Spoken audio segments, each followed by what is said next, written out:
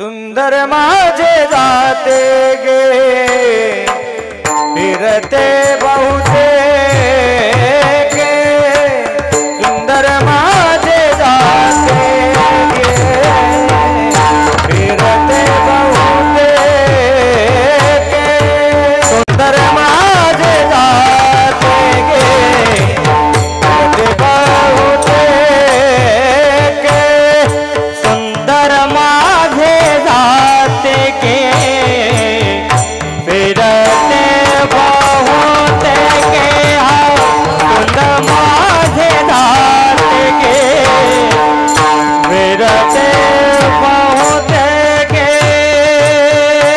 ओया गाव कौतुके तू ये रे बा विठ्ठला ओया गाव कौतुके तू ये रे बा विठ्ठला सुंदर माझे जाते गे फिरते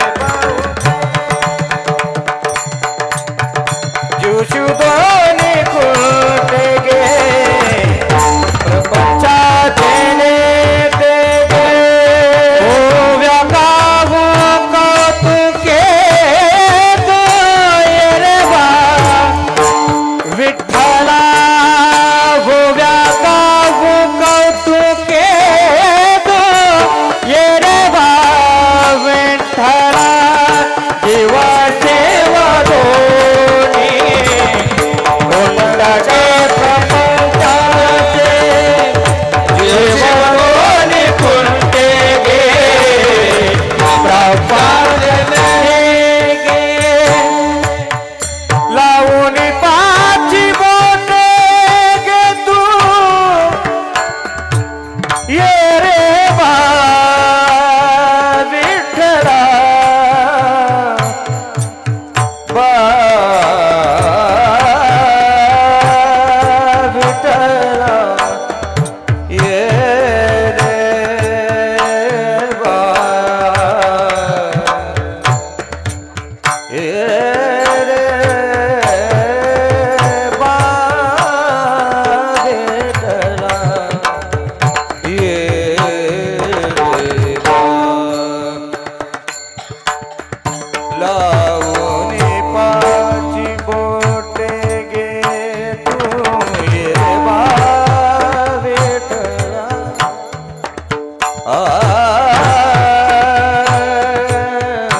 ना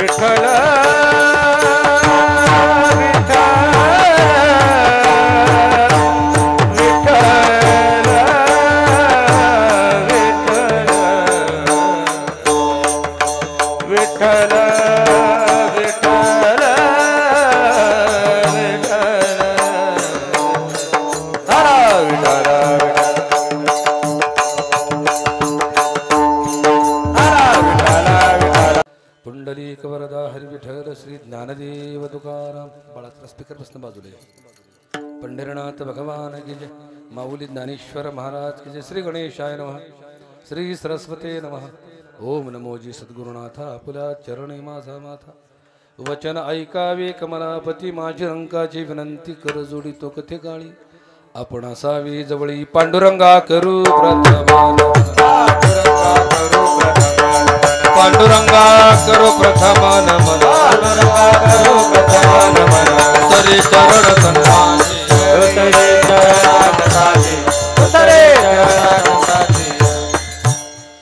पांडुरंगा करू प्रथम नमन दुसरे चरण संतांच्या त्यांच्या कृपादाने कथेचा विस्तारू बाबाजी सद्गुरु दास तुका जयांचे केल्या स्मरण होय सकळ विद्येचे अधिकरण तेचे वंदू चरण श्री गुरूंचे वक्रतुंड महाकाय सूर्यकोटी समप्रभ निर्विघ्नं कुरु मे देवो सर्व कार्येषु सर्वदा आईशी याचा पदर धारा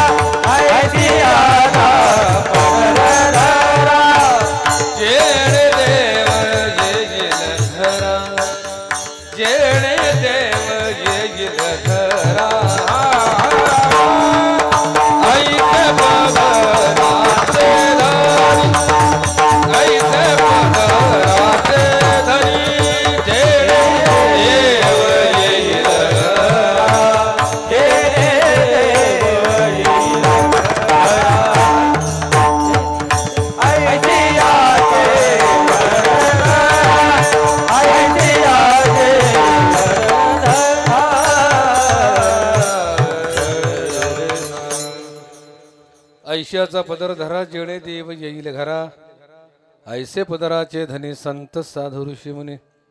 उपस्थित जमलेल्या माझ्या मातापित्यानो, नामधारकांनो, हरिभक्तांनो, वारकऱ्यांनो, साधकांनो, भगवंतावर निस्सीम प्रेम करणाऱ्या सर्व माझ्या आत्मस्वरूप भावंडांनो, तुमच्या चरणी साष्टांग दंडवत.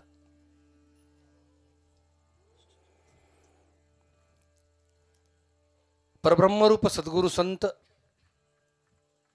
गजानन महाराजांच्या प्रकट दिनानिमित्त 5व्या दिवसाची कीर्तन सेवा आज माझ्यासारख्या पामाराकडे आलेली आहे. 6वा आहे का? हां, 6वा दिवस. मी भाग्यवान समजतो. 1 वर्ष तुम्ही माझी प्रतीक्षा करत होतात, वाट पाहत होतात. म्हणजे वर्षभर वाट पाहणाऱ्याने प्रेम करणारे लोक फार विरळे असतात. वर्षभर वाट पाहिली पण गेल्यावर वाट बघा म्हणजे झालं. मात्र महाराज येईपर्यंत वाट बघतात, गेल्यावर विचारत बघत नाही उलातलाय का मेलाय का काय. प्रेम अखंड राहावं. खूप समाधान वाटलं. आमच्या ठाकरे डॉक्टरांनी हा दुवा साधला, खूप सुंदर दुवा साधला. या भागात मला आणण्याचा प्रयास आमच्या ठाकरे डॉक्टरांनी केलेला आहे. डॉक्टर साहेब तुमचं ऋण व्यक्त करतो. आणि आजचे आमचे आश्रयदाते, आम्ही आश्रयदातेच म्हणतो नाही का. बघा, ही दाते मंडळी आहेत म्हणा, परमार्थाचा कार्यभाग चालू आहे. तुकोबऱ्यांना, समर्थ रामदासांना तानपुरा अजून कमी केलं तर चालेल. करा अजून कमी बस. छत्रपती शिवबांनी राजाश्रय दिला म्हणून यौवनांच्या काळात सुद्धा या संत महात्म्यांनी अगदी समर्थपणानं परमार्थ केला. त्याच्या पाठीमागचं कारण एकच, शिवबांचा राजाश्रय. तसं अलीकडं परमार्थासाठी दात्यांचा राजाश्रय असल्याशिवाय परमार्थ पुढे जाऊ शकत नाही. भूमिका समजून घ्या. कृष्ण आहेच, पण त्या श्रीकृष्णाला लक्ष्मीची साथ असावी. परमार्थ आहेच, पण त्या परमार्थासाठी ऐश्वर्याची साथ असावीच नाही का. त्याशिवाय कार्यभाग चालणार नाही. आणखीन तुम्हाला कळकळीची विनंती, माझे महात्मे या ठिकाणी आलेले आहेत. ऋषिकेशला या ठिकाणी ते आपल्या वारकरी संप्रदायाचं प्रतिनिधित्व करत, आपला वारकरी संप्रदाय हा महाराष्ट्रापुरता मर्यादित आहे. माझ्या ज्ञानोबाचं, तुकोबाचं ज्ञान जगानं मान्य करावं, जगानं त्याचा उपदेश मान्य करावा, एवढे समर्थ संत आहेत. पण भाषा आणि प्रांतामध्ये हे संत महात्मे अडकल्यामुळं हे जे ज्ञान आहे, प्रगट गुह्य बोले विश्व ब्रह्मची केले, हे खरं आहे. पण हे गुह्य फक्त महाराष्ट्रापुरतं मर्यादित राहिलं. तुकोबऱ्यांच्या गाथ्याचा, ज्ञानेश्वरीचा, नाथांच्या भागवताचा, किंबहुना महाराष्ट्रातील संतांचे, महाराष्ट्रातले संत उच्च श्रेणीचे आहेत, प्रचंड अध्यात्माने विद्वान आहेत. पण हे महाराष्ट्रापुरतं अडकून पडलं. ते सगळं जगतात व्हावं, विश्वात व्हावं. आणि म्हणून माझे परममित्र असणारे स्नेही मंडळी या ठिकाणी आलेले आहेत. ऋषिकेशमध्ये 5 गुंठ जागा घेतो ना आपण, 3 गुंठे जागा घेतो. पण प्रचंड भाव आहे, फार खर्च आहे. जवळजवळ 1.25 कोटी रुपये, 1.5 कोटी रुपये मला वाटते, मगाशी चर्चा झाली आमची, 1.5 कोटी रुपये खर्च आहे. आणि यथाशक्ती ज्या ज्या भावंडांना आपल्या या कार्यासाठी तिथं आपल्याला वारकरी सदन उभं करायचं आहे, यथाशक्ती जितकं म्हणून देता येईल तेवढं प्रत्येकाने दानधर्म करावा, ही मला तुम्हा सर्व मंडळींना कळकळीची विनंती. कीर्तन झाल्यानंतर पॉम्पलेट प्रत्येकाला देतील, स्कॅन करा, जितकं शक्य आहे तेवढं दान करा, ही माझी तुम्हाला कळकळीची विनंती. आणि सेवेला मी सुरुवात करतो.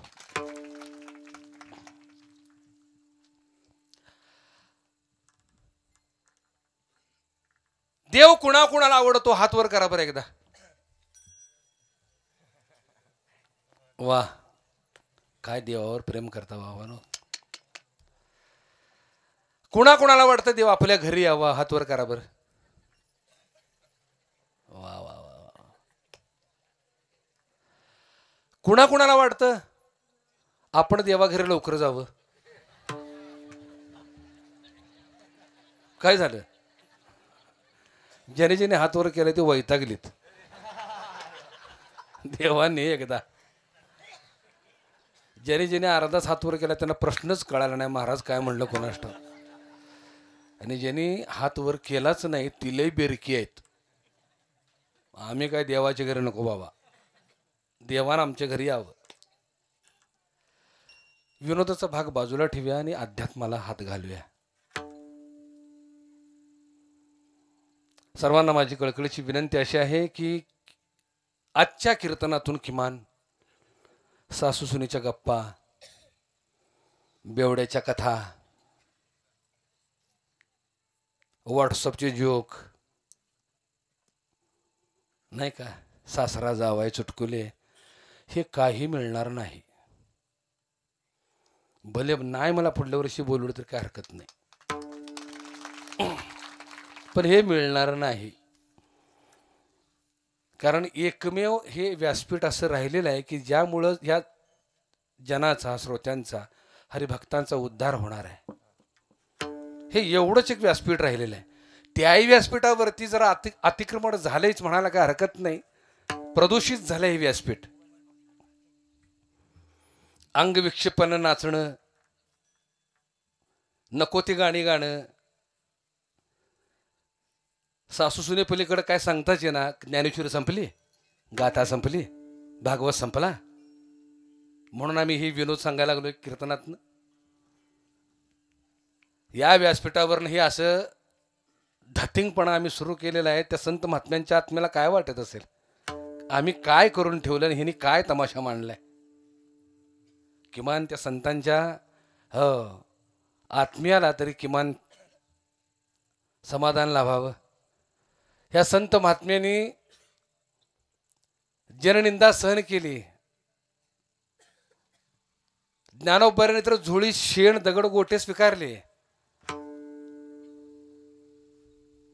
संन्याशाची पोरं म्हणून हिणवलं, सगळं बाजूला केलं. आणि तुमच्या आमच्या उद्धारासाठी ज्ञानेश्वरी लिहिली, अमृतानुभव लिहिला, चांगदेव 65 लिहिली, हरिपाठ लिहिला, सगळ्या गोष्टी केल्या. किंवा त्यांचं योगदान तरी बघा, त्यांचं बलिदान तरी बघा. तुकोबाराने पाठीवर ऊस मोडून घेतले, पण उद्धाराचंच या ठिकाणी अभंग तुकोबाराने गात्यात लिहून ठेवलेले आहेत. उद्धाराचंच. ह्या सगळ्यांनी हा विचार करायला पाहिजे. भूमिका समजून घ्या. मला आवडते आम्हाला म्हणून जर आम्ही तमासगिरांना जर बोलवत असू तर उपयोग नाही, काहीच अर्थ नाही राहणार. लक्षात ठेवा.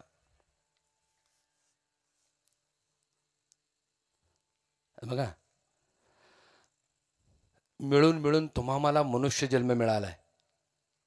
सर्व जन्माच्या शेवटी हा मनुष्य देह पावे पाठी, या परी उत्तम कीर्ती मी रचले नाही. कारण येणे जन्मे मज ओळखावे, येथेचीच आपणा ते उद्धरावे, आणि येथेचीच जोडावे नरक यातनेसे. मनुष्य देहाच्याच ज्ञानानं नराचा नारायण होता येतं. देव भेटणं बाजूलाच ठेवा, देव होता येतं.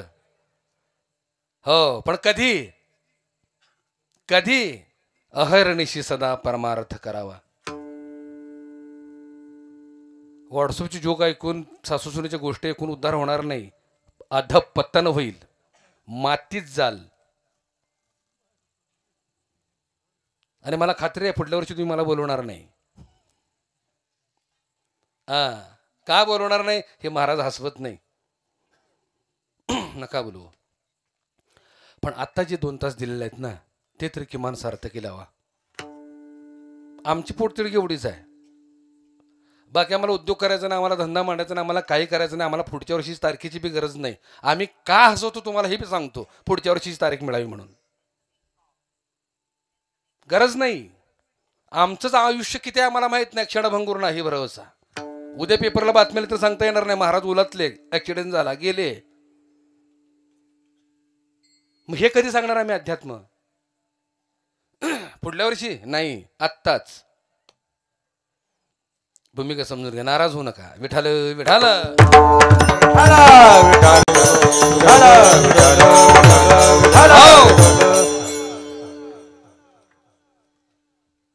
देवाच्या घरी जाणं म्हणजे चौघांच्या खांद्यावरनं जाणं असंच ना? नाही. आता मनाचा कान करून ऐका. देवाच्या घरी जाणं म्हणजे चौघांच्या खांद्यावरनं जाणं हा तुमचा आमचा भ्रम आहे. देवाच्या घरी तुम्ही आम्ही जात असतो, चौघांच्या खांद्यावरून हा देह जात असतो. तुमचा आमचा प्रवास देवापर्यंत आहे आणि या देहाचा प्रवास स्मशानभूमीपर्यंत आहे. आता शांत बसा रे, त्यानं उठवाच तिथनं. हे उठा बाळा, चला चला.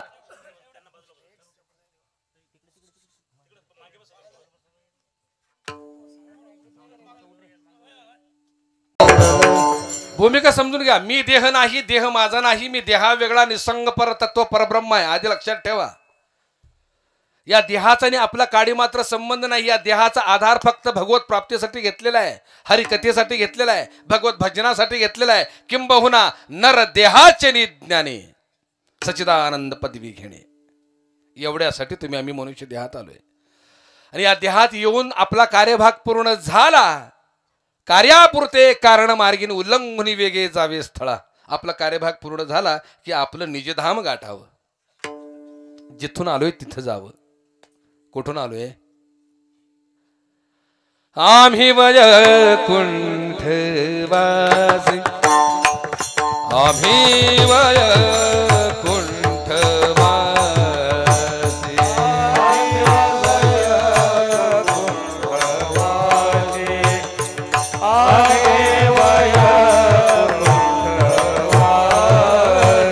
आलो याच कारणासी, आलो याच कारणासी.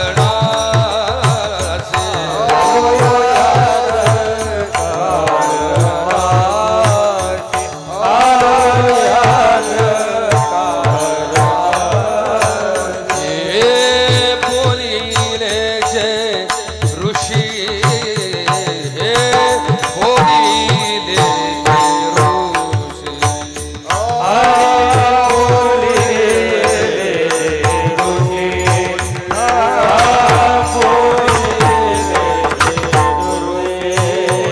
साच भावे वरताया, झाडू संतांचे मार्ग,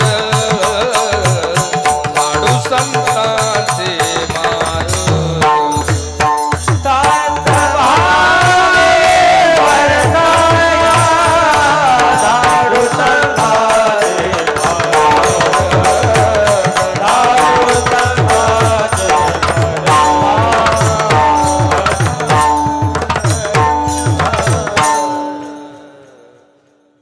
आम्ही वैकुंठवासी. तुकोबऱ्याने तुमचा आमचा पत्ता सांगितलाय, त्यांचा नाही सांगितलेला. तुमचा आमचा पत्ता काय आहे? आम्ही वैकुंठवासी आलो याच कारणाशी. कोणतं कारण आहे? झाडू संतांचे मार्ग. कारण मी सांगितले येण्याचं. आडराणी भरले जग, हे उचिष्टाचा भाग शेष उरला तो सेव. अर्थ कळला का? या घरी आलोय, आपला कार्यभाग पूर्ण झाला की आपल्याला पुन्हा जिथून आलोय तिथं जायचं आहे, म्हणजे देवाच्या घरी. एक दृष्टांत देतो, मनाचा कान करून ऐका. एक भली मोठी कंपनी होती, खूप मोठी कंपनी होती. त्या कंपनीचा मालक एवढा श्रीमंत होता.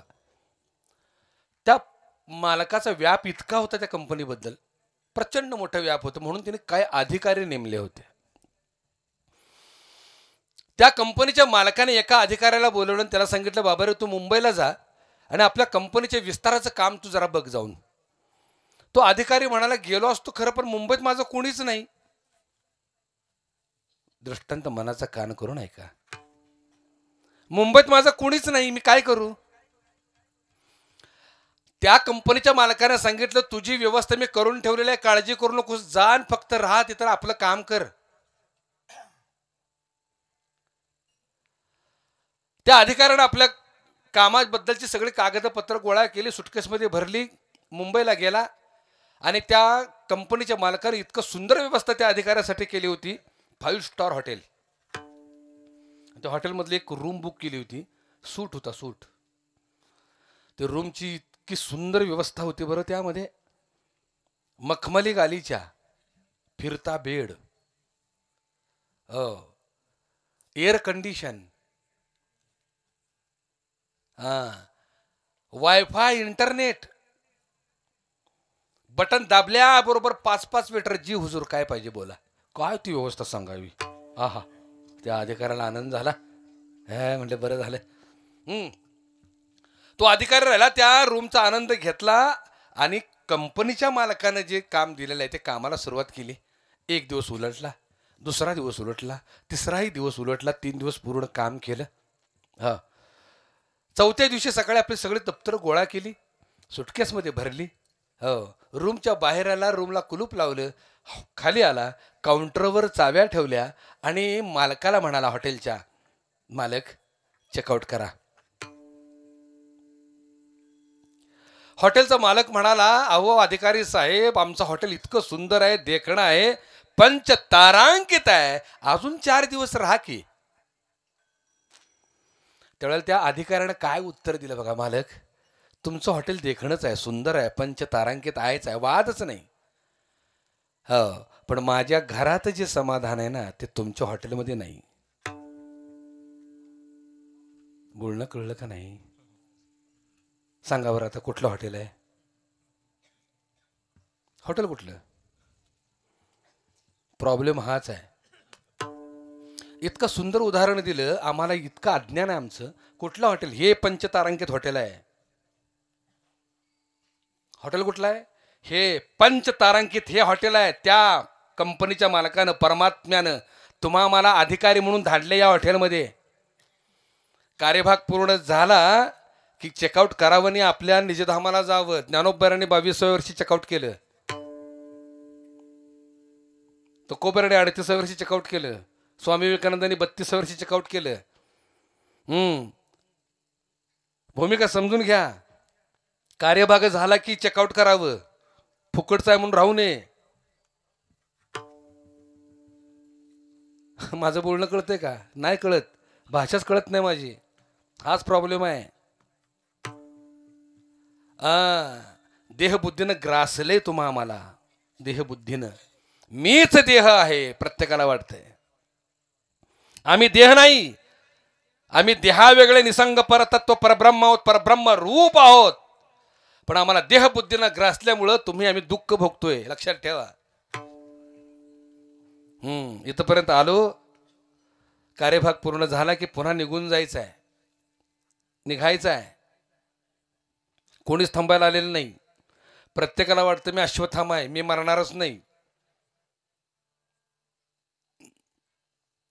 मरतो हा देह, मोक्ष पावतो तुम्ही आम्ही. आता तुम्ही आम्ही म्हणजे आत्मा. मोक्ष कशाला म्हणायचं, मृत्यू कशाला म्हणायचं समजून घ्या. मृत्यू म्हणायचं बाहेरनं मरण्याला आणि मोक्ष म्हणायचं आतून मरण्याला.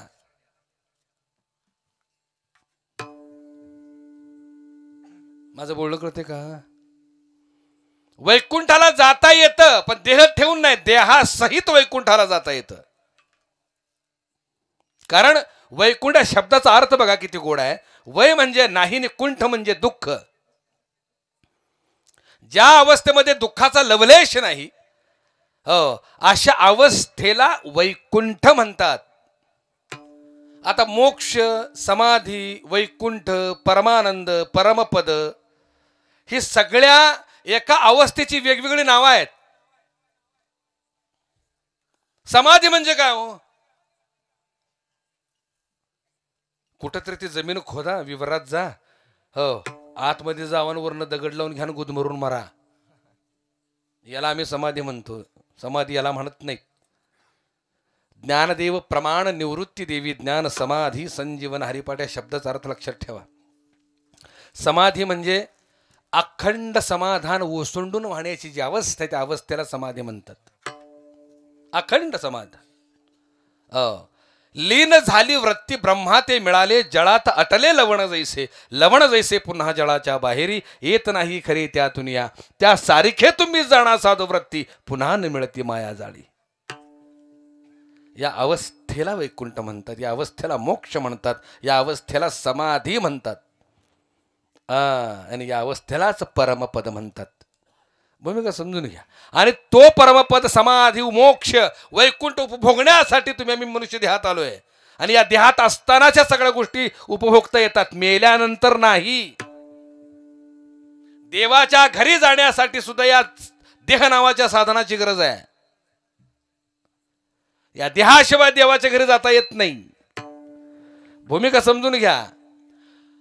देवाच्या घरी जाण्याला ध्यान म्हणतात आणि देवाच्या घरी पोहोचल्यानंतर देव आणि जीव एकरूप होण्याला समाधी म्हणतात. किती सोपं करून सांगू. आणि देवाच्या घरी जायचंय त्याला ध्यान म्हणायचं. ध्यान हा रस्ता आहे, समाधी हे ठिकाण आहे. त्या ध्यानाच्या माध्यमातून आम्ही समाधीला पोहोचलो की झालं वैकुंठ गमन. तुकोबराय वैकुंठाला गेले. कसे गेले? देह ठेवून गेले का देहासहित गेले? मोठ्यानं बोला. देहासहित गेले. आता देहासहित गेले म्हटल्यानंतर बघा आम्ही आता कराडवरनं जवळजवळ 600 किलोमीटर अंतर तोडून आलोय वसंतगडवरनं.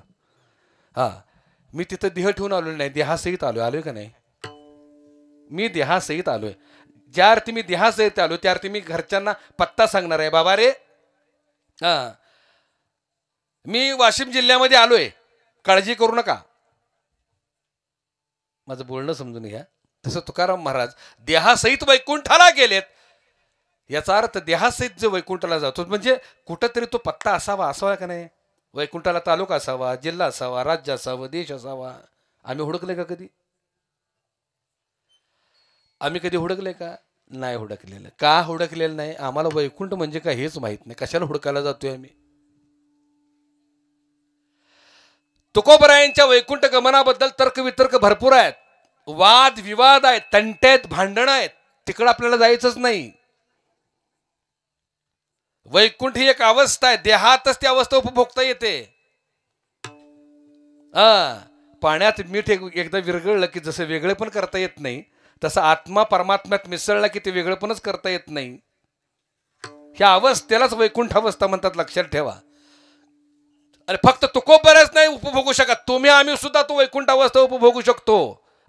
पण त्याला गरज आहे लीन होण्याची, अनन्यतेनं शरण जाण्याची, देहबुद्धी संपवण्याची. समजून घ्या. आणि म्हणून देवाच्या घरी जाणे वेगळं आणि स्मशानात जाणे वेगळं. आजच्या अभंगातून जनाबाईनं तुम्हाला हेच सांगितलेलं आहे. आम्ही आलोय कुठून, करतोय काय, जायचंय कुठं. जिथून आलोय ते ठिकाणी विसरलो आम्ही. म्हणजे जिथून आलोय त्या ठिकाणाला उगम म्हणतात आणि जिथं पोचलोय त्याला भवसागर म्हणतात. शब्द न शब्द करून ठेवा. उगमापासून पाण्याचा प्रवाह सुरू होतो त्याला धारा म्हणतात. उगमापासून पाण्याचा प्रवाह सुरू होतो त्याला काय म्हणतात? धारा म्हणतात. आणि ती धारा समुद्राला मिळते, लक्षात आलं का? पण ज्या त्या धारेला लक्षात येतं की बाबा रे हे समुद्र म्हणजे, सागर म्हणजे भवदुःख आहे. आणि हे खरं समाधान कुठे तर उगमात आहे, जिथून आलोय तिथं आहे. मग ती धारा पुन्हा उलट्या दिशेनं व्हायला लागते. त्या धारेचं रूपांतर कशात होतं? राधात होतं. भूमिका समजून घ्या. जीवात्मा तुम्ही आम्ही प्रवाहानं धारा रूपानं समुद्रापर्यंत आलो, सागरापर्यंत आलो. या भवसागरामध्ये तुम्ही मी गटकाळ्या खातोय. भव नदीचे पाणी रे गड्या मोठे ओढीते, भल्या भल्या पोहणाऱ्यांना उलथून पाडिते. काय म्हणतो तुम्ही त्याला? आटाचक्की, गिरणी, घरघंटे आमच्याकडे म्हणतात त्याला. आटाचक्की. ते आल्यापासून जातं विरलं आणि ते यायच्या आधी बी दळायचं काम आमच्याकडे होतं. बरोबर आहे ना? आपल्याकडेच होतं की दळायचं काम. पाटील कोणीकडं? येतो दळून. सरपंच तुम्ही कोणीकडं? येतो कांडून. म्हणजे दळा कांडायचं काम आपल्याकडे होतं. माऊलीकडून तुमच्याकडे काय एवढं खास काम नव्हतं, नाही का? सुंदर माझे जाते गे फिरते बहुतेके, ओव्या गाऊ कौतुके तू ये रे बा विठ्ठला. ज्याला माहित नाही त्याच्यासाठी जात काय हे सांगतो. गोल दगडी तळी असते, त्या तळीला मध्ये एक आरी असते. वर एक तळी असते, त्या तळीला मध्ये एक छिद्र असतं.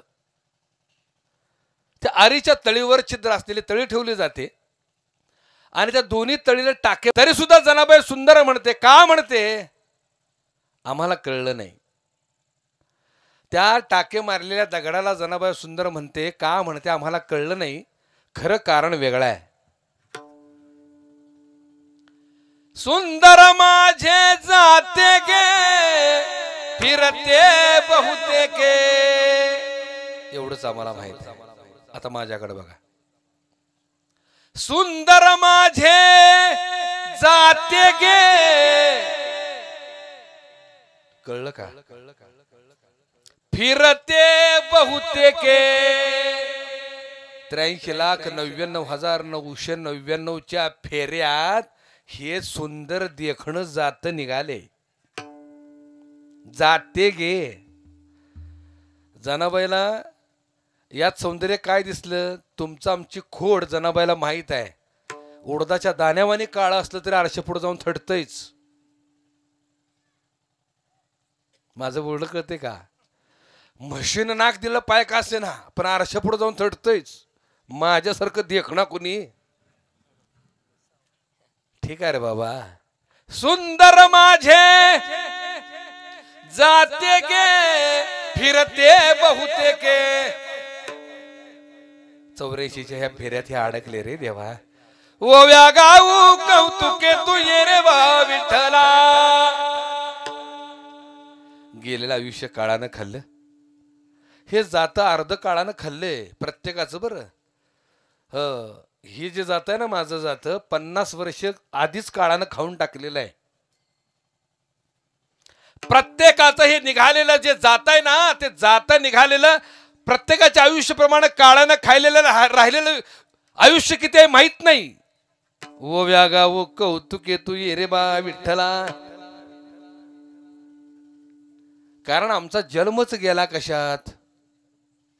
अर्धा आयुष्य गेलं झोपेत. चत गणिल येते अर्ध रात्र खाय, त्यात मध्ये बालत्व पिडा रोग क्षय. आता काय राहिले भजनाला?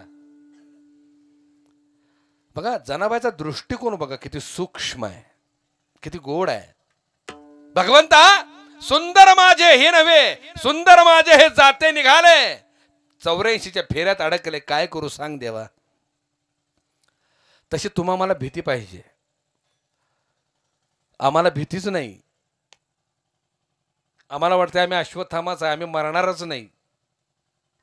पण कधी उचकील गॅरंटी?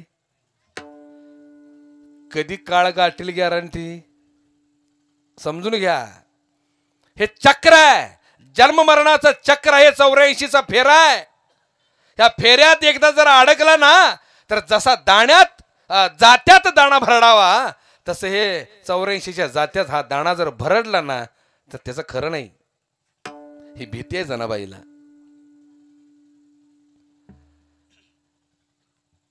असाच संत कबीरांचा जात्याबद्दलचा गोड दृष्टांत आहे. चलती चखी देख के दिया कबीरा रो, चलती चखी देख के दिया कबीरा रो. दो पाटन के बीच में, दो पाटन के बीच में साबुत बचान को सुमिरन कर ले मेरे मना तेरी बीती उमर हरि नाम मेरा सुमिरन कर ले मेरे मना तेरी बीती उमर हरि नाम मेरा सुमिरन कर ले मेरे नारा बीती उमर हरि नाम बिना सुमिरन कर ले मेरे नारा बीती उमर हरि नाम बिना ह्या परीक्षेत असो संत कबीरांच्या जीवनामध्ये एक प्रसंग असा घडला तो प्रसंग सांगतो.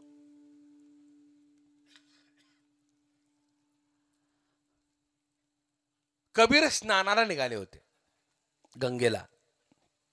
पहाटे 4ची वेळ होती. गावातून गंगेला जात असताना सुंदर असा कानावरती जात्याची ओवी पडली गावातच. पडपड पावसा उन्हात कडतय उन्हात काय बाई उकाडतय उन्हात काय बाई उकाडतय पावसात काय बाई चिडचिडतय गरम गरम गरम गरम. सुंदर ओवी गात होती ती आणि ती कबीरदास थबकली तिथं. बाई वा म्हणली किती छान आवाज आहे. कबीर तिथंच उभी राहिले ऐकत. थोड्या वेळानं काय झालं त्या जात्यावर दळणाऱ्या माऊलीकडचा ओव्यांचा स्टॉक संपला आणि एकच आवाज यायला लागला घरराम घरराम घरराम. जसा तो आवाज ऐकला तसं कबीर घाबरले. नुसते घाबरले तर लिटरली रडायला लागले. चलती चक्की देख के दिया कबीरा रो रडायला लागले. योगायोगानं समोरून त्यांचे सद्गुरू आले रामानंद स्वामी. कबीराला रडताना पाहिलं आणि कबीराला विचारलं कबीरा का रडतोस रे. सद्गुरूंना आता काय सांगू म्हणले त्या जात्याच्या आवाजाने मी व्याकुळ झालोय घाबरलोय म्हणून मला रडायला आलं. सद्गुरू म्हणाले अरे निसर्गाचा नियम आहे खालच्या तळीवरती वरची तळी घासली की आवाज येणार त्यात रडण्यास नका काय आहे. संत कबीर थोर महात्मे होते बरं. थोर विचारवंत होते आणि काय म्हणतो त्याला आपण एक परखड परंपरा रूढी विषमता याच्यावर त्यांनी घाला घातला होता आणि खूप ज्ञानी होते. तुम्हाला एक गोष्ट सांगू त्यांचा एक दोहा लक्षात आलं का म्हणजे 1000 ग्रंथांचा उपदेश देणारं सामर्थ्य ते एका दोह्यात आहे. कबीराने हे जाणीवपूर्वक सद्गुरूंना समजून सांगायचं होतं दाखवून द्यायचं होतं की अवस्था काय आहे जीवाची. सद्गुरूला म्हणाले सद्गुरुनाथा तसं नाही चला माझ्या बरोबर. सद्गुरूंच्या हाताला धरलं जिथं दळण चाललं होतं तिथं घेऊन गेले आणि प्रसंग काय होता सुपात धान्य होतं जात होतं आणि ते माऊली दळत होती. सुपातले दाणे जात्यात पडत होते आणि त्यांचं पीठ होऊन बाहेर पडत होतं. सद्गुरूनाथा हा प्रसंग बघा म्हणले आज मी सुपात आहे आज मी सुपात आहे पण या 84च्या जात्यात हो हा जर दाणा अडकला तर त्याचं पीठ झाल्याशिवाय राहणार नाही देवा. हे बघा म्हटले प्रसंग हे सुपातले दाणे त्यात जात आहेत त्यांचं पीठ होऊन बाहेर येते तसं माझं पीठ होऊ नये म्हणून मी रडतोय. सद्गुरू त्यालाच म्हणावं तत्क्षणी उत्तर देणारा. अशा सद्गुरूला शरण जावं की जो निमित्त शोधत नाही उत्तर द्यायला. तू लहान आहेस अजून तुला कळत नाही. असली गुरु 1.5 दमडीला बी खरेदी करू नये.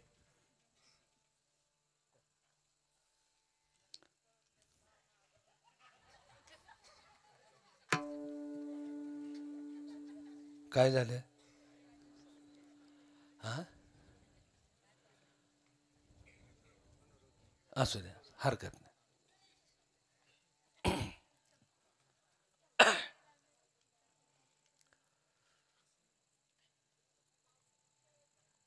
कुठं आलो होतो हा जाणतेने गुरुभजी जे तेने कृतकार्य होईजे, जैसे मूळ सिंचने सहजे शाखा पल्लव संतोषते. आज राजयोगी सद्गुरू दुरापास्त झालेत, प्रश्नच नाही. तुम्ही जर त्या सद्गुरूचे पाय शोधायला गेला तर मिळणारच नाहीत. लक्षात आलं का? कारण परंपरेने आलेल्या सद्गुरूकडे कोण बघायला तयार नाही. पण आम्हाला ही सुद्धा अक्कल नाही की ज्ञानोबा, तुकोबा, नाथराय ही सर्व मंडळी सद्गुरूला शरण जाऊन सिद्धपदाला पोचलेले आहेत. गाडाभर अभंग सद्गुरूच्या कौतुकाचे त्याने लिहिलेले आहेत.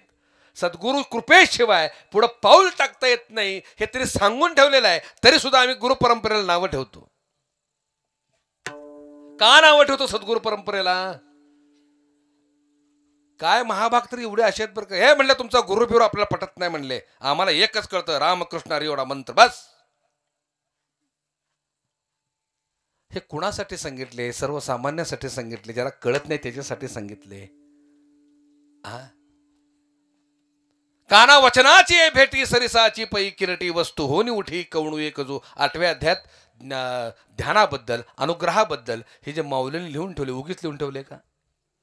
काना वचनाचे भेटी म्हणजे काय? सद्गुरूचं वचन आणि साधकाचा कान दोन्ही एकत्र आल्याबरोबर वस्तू होऊन उठी कवणू एक जो. वस्तू म्हणजे परमात्मा.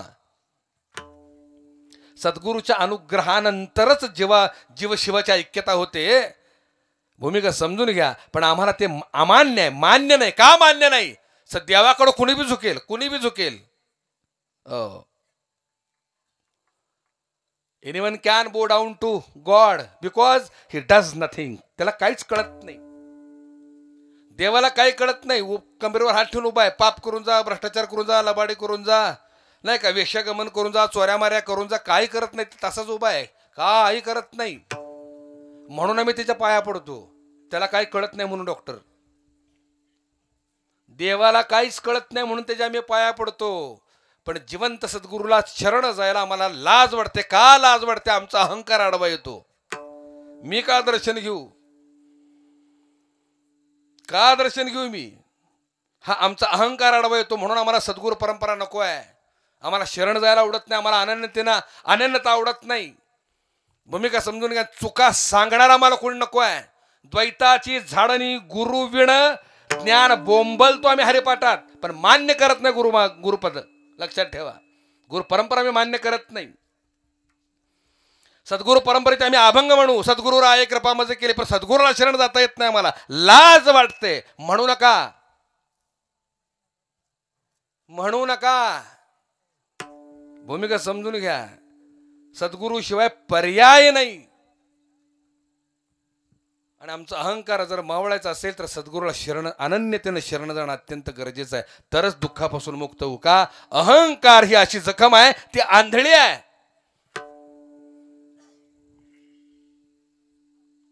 पायाच्या अंगठ्याला जर जखम झाली तर त्याला आम्ही आंधळी जखम म्हणतो. तुम्ही काय म्हणता? जखम असते पण कळते कधी माहिती का? ठेच लागल्यावर, टेबलाचा पाय लागल्यावर, नाही का, पोरानं पाय दिल्यावर, चप्पल घालताना, बूट घालताना, आंघोळ करताना पाणी पडलं की दुखतं. ते माझं बोलणं कळलं का?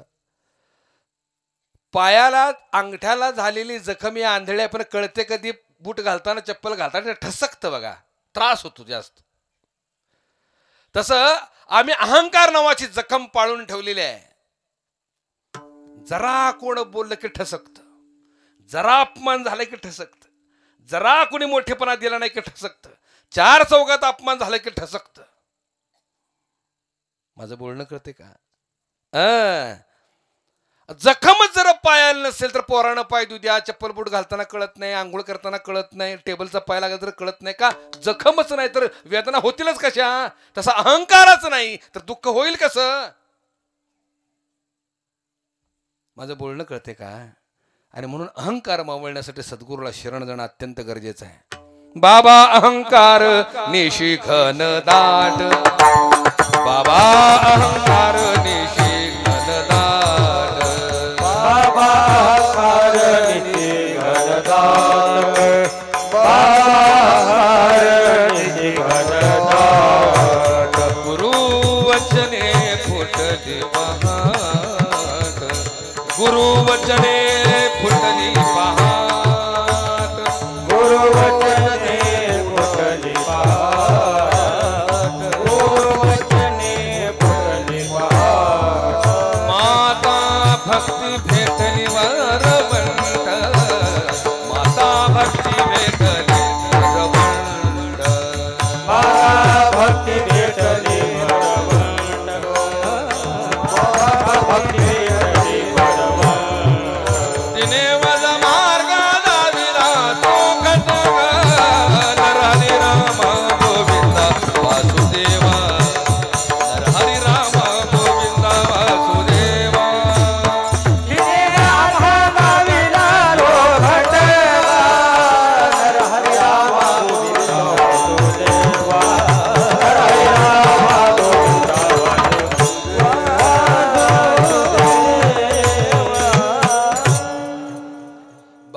अहंकार निशी घनदाट नामदेवरायांचा अभंग आहे. अहंकार खूप खोल अंधार आहे, डार्क अंधार आहे तो. त्यामुळे झाले कसं, त्या अंधारात चालता चालता आमचे पाय रक्त बंबाळ झाले ठेचा लागून लागून, त्या अंधारामुळे, त्या अहंकारामुळं. म्हणून गुरु वचने फुटली पहाट, सद्गुरूच्या वचनाची पहाट झाली पाहिजे. कबीरांचे सद्गुरू हे नुसते सद्गुरू नव्हते, पण सद्गुरू होते कोणाचे तर कबीरांचे होते. जर प्रत्यक्ष कबीरच जर परब्रह्म पदाला पोचलेले असतील तर सद्गुरूची योग्यता काय असेल. जो शब्द ज्ञाने पारंगतू, नाथांनी किती गोड प्रमाण दिले बघा. गुरु कसा असावा, जो शब्द ज्ञाने पारंगतू, ब्रह्मानंदी सदा डुल्लतू, शिष्य प्रबोधिनी समर्थू, यथोचित निज भावे.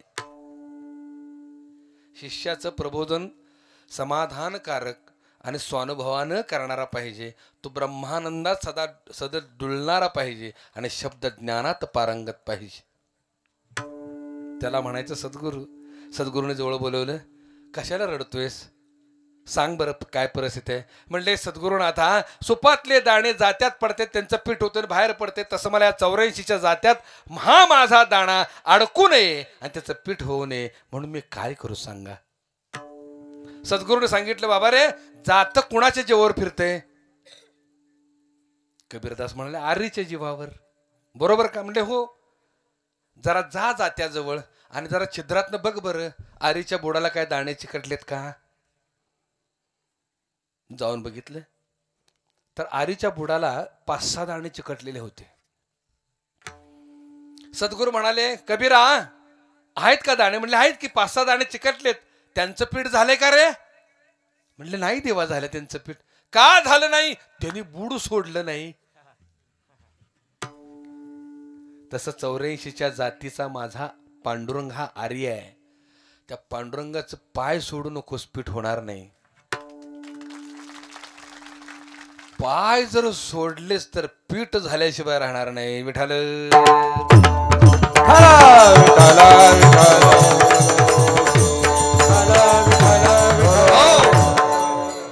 दुसरं चरण. खुंटे गे प्रपंचाचे नेते गे, जीव शिव दोन्ही खुंटे गे प्रपंचाचे नेते गे, जीव शिव दोन्ही खुंटे गे प्रपंचाचे नेते गे, जीव शिव दोन्ही खुंटे गे प्रपंचाचे नेते गे, जीव शिव दोन्ही खुंटे गे प्रपंचाचे नेते गे, जीव शिव खुंटे गे प्रपंचाचे नेते गे, जीव शिव खुंटे गे प्रपंचाचे नेते गे, जीव शिव खुंटे गे प्रपंचाचे नेते गे. लावणी माझी बोलते तू रे बा विठ्ठला, लावणी माझी बोलते तू रे बा विठ्ठला,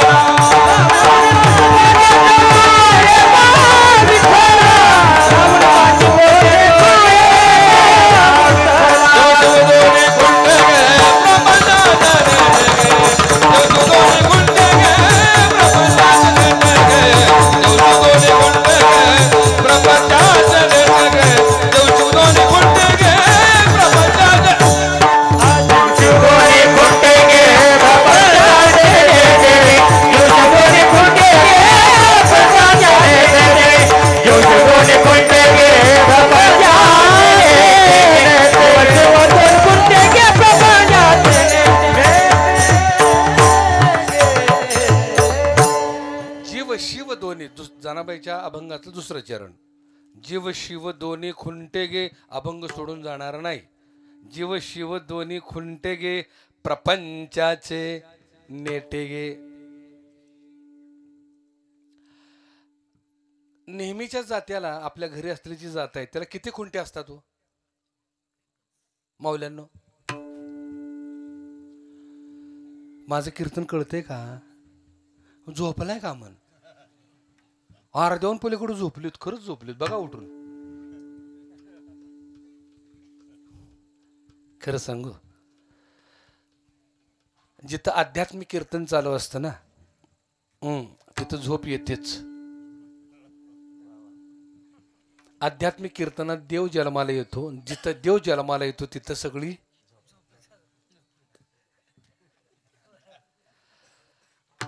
देवकीला आणि वसुदेवाला बंदिशाळेत कोंडून ठेवलं कंसानं आणि त्यांच्या पोटी संतान जन्माला आलं हो की निरोप देण्यासाठी म्हणून कंसानं काय करत माहिती का राक्षसांची नेमणूक केली होती. कोणाची नेमणूक केली होती? राक्षसांची. झालं की मला कळवा. राक्षस डोळ्यात तेल घालून का इनाम सांगितलं होतं ना, जो मला पहिल्यांदा कळविल त्याला मो मागे इनाम. पहिलं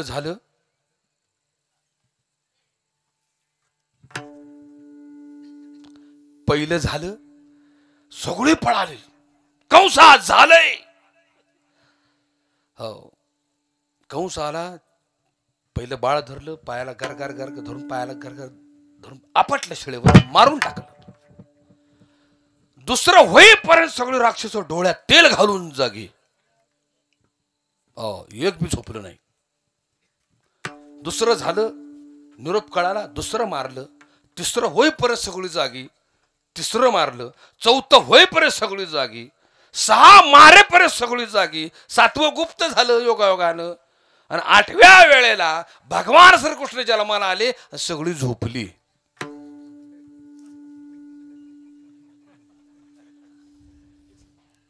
नाही कळलं म्हणजे देव जन्माला आला की झोपतं कोण? मोठ्यानं बोला. कीर्तनात जी झोपते ती कोण? बरं झालं तुम्ही सांगितलं. हा सिद्धांत आहे, लक्षात ठेवा. असो, एका ठिकाणी मी असंच कीर्तनाला गेलो होतो आणि मी अध्यात्म पलीकडे काय सांगत नाही हो. अध्यात्म पलीकडे मी बोलत नाही. मी ब्रह्म आणि माया या विषयावर बोलत होतो. ब्रह्म म्हणजे काय आणि माया म्हणजे काय? माया म्हणजे भ्रम आहे आणि परब्रह्म हे सत्य आहे. माया ब्रह्म निरूपण सुंदर आहे दासबोधामध्ये. आणि दासबोधाचंच मी विवरण करत होतो. आणि ब्रह्म म्हणजे काय आणि माया म्हणजे काय? माया म्हणजे भ्रम आहे आणि परब्रह्म हे सत्य आहे. सत्य आणि भ्रम. भ्रम म्हणजे काहीच नाही आणि सत्य सत्यच आहे. सूर्य असे गगनी, सूर्य गगनात आहे, पण आभाळानं आच्छादल्यामुळं काय झालं तो दिसेना. तो आम्हाला वाटलं बहुतेक तो मावळला, पण जसे ढग बाजूला झाले तसा तो लख्ख सूर्य कळाला. सूर्य सत्य आहे आणि आभाळ भ्रम आहे. तसं देव सत्य आहे, माया भ्रम आहे, म्हणजे काहीच नाही. तसा विषय चालला होता. सत्य म्हणजे काय, भ्रम म्हणजे काय. तुम्ही आता जसं डोळं मोठं करून माझ्याकडं गांभीर्यानं बघताय का नाही, तशी सगळी बघत होती मोठं डोळं करून. मी म्हणलं गड्यानो, इतका सुंदर विषय चाललाय. सत्य म्हणजे काय, भ्रम म्हणजे काय, सांगता का जरा? एक नाही, दोन नाही. अरे म्हणलं सांगा गड्यानो, सत्य म्हणजे काय, भ्रम म्हणजे काय. बऱ्याच वेळाने एकानं हात वर केला. मला बरं वाटलं. म्हणलं 1000त 1 तरी माझं कीर्तन कळणार आहे. माझे कॉलर टाईट. सांग म्हटलं गड्या, सत्य म्हणजे काय, भ्रम म्हणजे काय, सांग. तो म्हणला, महाराज तुम्ही सांगता हे सगळं सत्य आहे, पण तुम्ही सांगितलेलं आम्हाला कळले असं जे तुम्हाला वाटते तो तुमचा भ्रम आहे.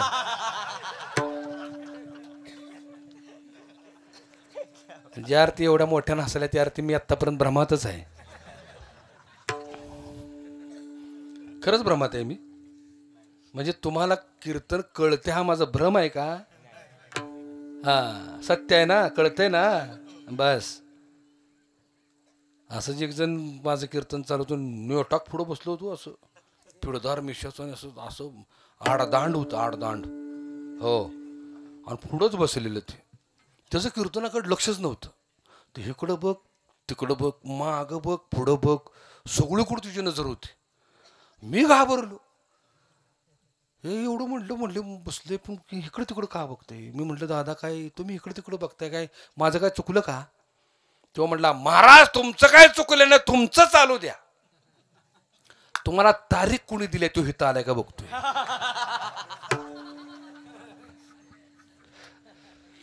डॉक्टर साहेब असं होणार नाही, काळजी करू नका. आता काय बरोबरच आहे ना. असो, जीव शिव दोन्ही खुंटे गे. नेहमीच्या जात्याला एकच खुंटी असते, पण जनाबाईच्या या जात्याला, या आता हे जातं विसरा बरं, डोक्यातनंच काढा. त्या जात्याचा आणि आजच्या कीर्तनाचा काडी मात्र संबंध नाही. हे जातं नाही, हे जातं म्हणजे निघालेलं. या निघालेल्याला 2 खुंटे आहेत. कुठल्या कुठल्या खुंटे आहेत? एक जीव आणि एक शिव. जीव म्हणजे दिसतंय हे तुमचं जातं सोडा. आता हे माझ्याकडे बघा, हे जातं निघाले, हे बी 84च्या फेऱ्यात अडकले. हे दिसतंय ना, हे जीव आहे. आणि हे जीव ज्याच्या जीवावर नांदते, आतमध्ये वास करणारा जो कोण आहे तो शिव आहे. आज महाराज कीर्तन करते खरं, पण शिव नावाची खुंटी मजबूत आहे म्हणून बोलते. जीवनावाची खुंटी दिसते पण शिवनावाची खुंटी दिसत नाही. पण दोन्ही एकत्र असल्याशिवाय कार्यभागच चालत नाही. म्हणून जीव शिव दोन्ही खुंटे गे. आपल्या संतांनी परमार्थ इतका सोपा करून सांगितला बघा. 2च खुंट्या का सांगितले, 1 खुंटे का सांगितले नाही? कारण आहे, सगुणाशिवाय निर्गुण कळत नाही, निर्गुणाशिवाय सगुण नांदू शकत नाही. निर्गुण तत्व निराकार आहे, ते कळण्यासाठी सगुण साकाराची गरज आहे. फळ्यावरती 0 काढलं आणि मुलांना विचारलं, मुलांना काय आहे? मुलं म्हणली गुरुजी 0 आहे. फळ्यावरचं 0 पुसलं, म्हणलं आता काय आहे? काहीच नाही. पुन्हा 0 काढलं, विचारलं मुलांना काय आहे? म्हणलं गुरुजी 0 आहे. पुन्हा पुसून टाकलं, म्हणलं आता काय? काहीच नाही. पुन्हा प्रश्न विचारला गुरुजींनी, मुलांनो अरे 0ची किंमत काय आहे? अहो म्हणले गुरुजी 0ची किंमत काहीच नाही. आता 0ची किंमत जर काहीच नाही असेल, 10 वजा 10 डॉक्टर साहेब किती झाले? 0. आता 10 वजा 10 0 म्हणजे काहीच नाही. काहीच नाही जर असेल तर कशाला 0 मांडा? 0 न म्हणता चालेल का? कारण 10 वजा 10 म्हणजे 0 हे कळण्यासाठी खाली गोल भोपळा काढावा लागतो. 0 काढावं लागतं, आकार द्यावा लागतो, त्याशिवाय तो कळत नाही. तसं निर्गुण अव्यक्त परमात्मा कळत नाही, म्हणून हा शून्याकार आहे. देवळात का उभा केलाय? तो कळावा म्हणून शून्याकारात आकारात त्याला उभा केलाय. भूमिका समजून घ्या. आणि म्हणून देवळातलाही तितका श्रेष्ठ जेवढा व्यापक आहे, व्यापक आहे तितका श्रेष्ठ जेवढा देवळात आहे. भूमिका समजून घ्या. कळावा म्हणून अनंत रूपे अनंत वेशे देखील आम्ही त्याशी बाप रखुमा देवीवर खूण बाणली कैशी. प्रत्येक देवळात खूण म्हणून उभा आहे. भूमिका समजून घ्या. म्हणून जनाबाई सांगताना सांगते, दोन्ही शिवाय पर्याय नाही. जीव शिव दोन्ही खुंटे गे. बीजची झाले तरू भांगारचे अलंकारू तैसा मज एकाचा विस्तारू ते हे जग. बीच झाड झालेलं आहे, पण बी दिसतं का? झाड दिसतं. तसं झाड हे जीव आहे आणि बी हे शिव आहे. भांगाराचे अलंकारू, सोन्यानंच अलंकाराचं रूप धारण केलेलं आहे. अलंकार म्हणजे जीव आहे आणि सोनं म्हणजे शिव आहे. पण सोन्याशिवाय अलंकाराला महत्व नाही ना, अलंकाराशिवाय सोन्याला किंमत नाही. बरोबर आहे का चुकीचं आहे? डॉक्टर साहेब, बाप श्रीमंत होता, खूप श्रीमंत होता. एकुलती एक मुलगी होती, म्हणून मुलीच्या लग्नात बापानं 3 किलो सोन्याची वीट पुरीच्या गळ्यात बांधली. किती किलो? 3 किलो. का 3 किलो कमी आहे वे? काय किंमत आहे बघा की. 3 किलो म्हणजे झालं काय? 3 किलो सोन्याची वीट पुरीच्या गळ्यात बांधली. पोरगी म्हणली, गळ्यात कशाला बांधत्या? डोक्यात घाला ना मारा. बरोबर आहे तिचं. बापाच्या दृष्टीनं सोनं अनमोल आहे, पण पोरीच्या दृष्टीने शून्य आहे. काय शून्य आहे? जोपर्यंत आकारात नटत नाही तोपर्यंत त्याला महत्व येत नाही, किंमत येत नाही, आनंद मिळत नाही. अलंकारात नटलं पाहिजे. तसा अव्यक्त परमात्मा अनमोलच आहे, पण जोपर्यंत तो आकारात येत नाही तोपर्यंत त्याचं भजन करता येत नाही, भक्तिप्रेमाचा आनंद घेता येत नाही. म्हणून आपले संप्रदायाचे अध्वर्य ज्ञानोबा मौली इतकं सुंदर सांगतात, कोणालाच कमी लेखू नका.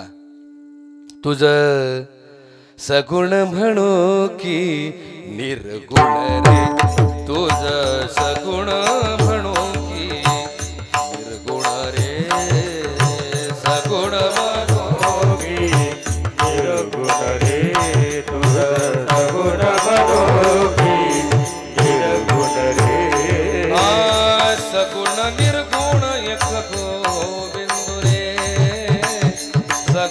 निर्गुण एक गोविंद रे म्हणती गोविंद रे म्हणती गोविंद रे तुझ सगुण म्हणो की गुण रे तुझ सगुण म्हणो की गुण रे तुझ सगुण म्हणो की निर्गुण रे तुझ सगुण म्हणो की निर्गुण रे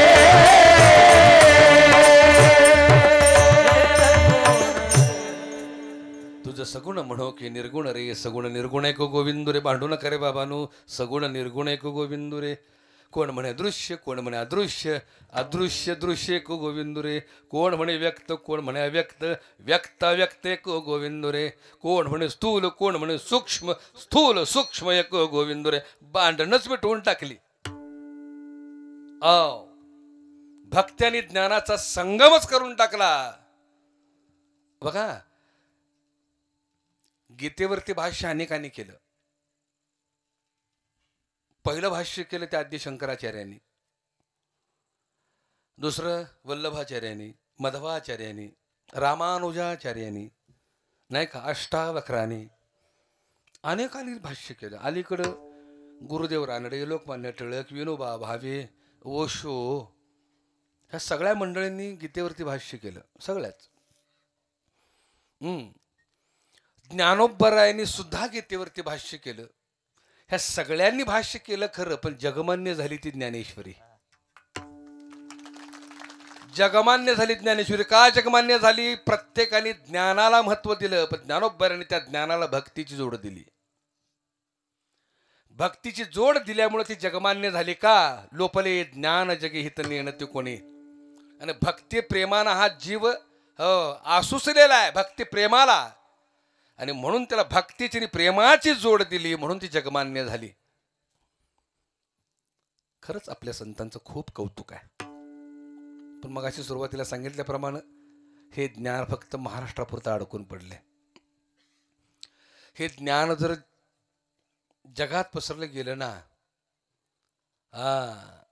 त्यावेळेला आपल्या संत महात्म्याची उंची कळेल किती श्रेष्ठ आहेत ते असो जीव शिव दोरी खुंटे गे प्रपंचाचे नेटे गे प्रपंच म्हणजे घरदार बायका पुरं भांडी कुंडी नव्हे प्रपंच म्हणजे पंचतत्वाचा खेळ पृथ्वी आप तेज वायू आणि आकाशी पंचतत्वाचा खेळ जिथं जिथं चालू आहे तो प्रपंच आहे प्रपंचाचे नेटे गे जीवनी शिव दोघ जण लावून पाची बोटे तू ये रे बा विठ्ठला एकूण 10 बोट आहेत हाताला दोन्ही हाताला पण 5च बोट का ते 5 बोट म्हणजे 5 ज्ञानेंद्रिय आहेत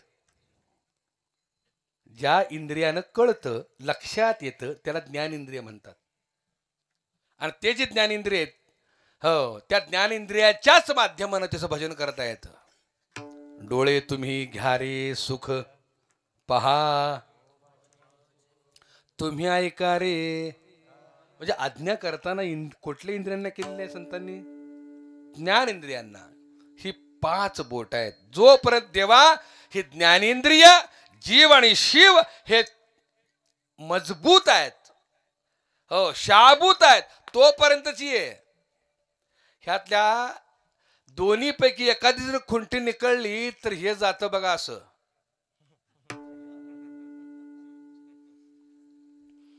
ढकलील तिकडं पडतं का शिव नावाची खुंटी निकळली ती खुंटी निखळायच्या देर ये देवा जीव शिव दोन्ही खुंटे गे प्रपंचाचे नेटे गे लावून पाची बोटे तू ये रे बा विठ्ठला 3रं चरण सासू आणि सासरा दिरतो तिसरा सासू आणि सासरा दिरतो तिसरा सासू आणि सासरा दिरतो सासू आणि सासरा दिरतो तिसरा सासू आणि सासरा दिरतो तिसरा सासू आणि सासरा दिरतो तिसरा आणि सासरा दिरतो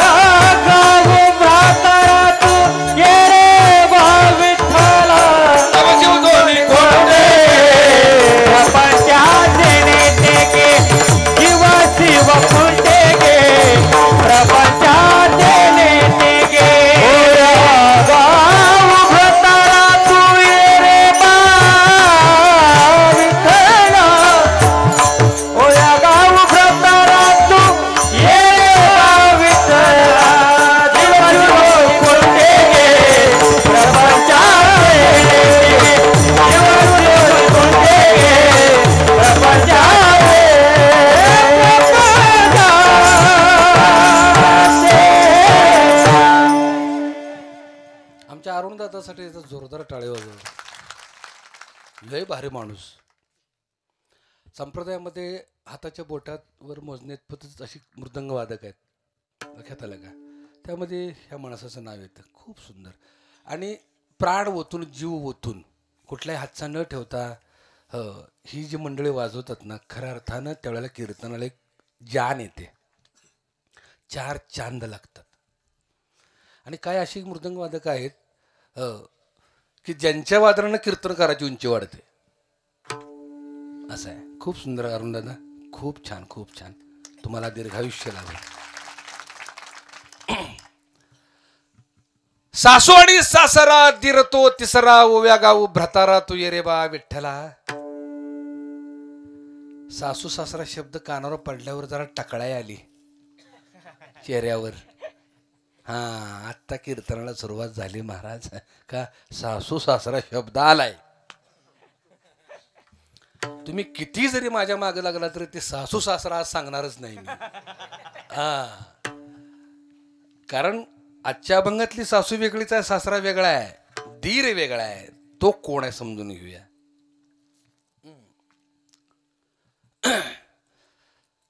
पूर्वी काय असायचं माहितीये का? म्हणजे जेव्हा जाती होती त्यावेळेला सासूकडे एक टेक्निक होतं.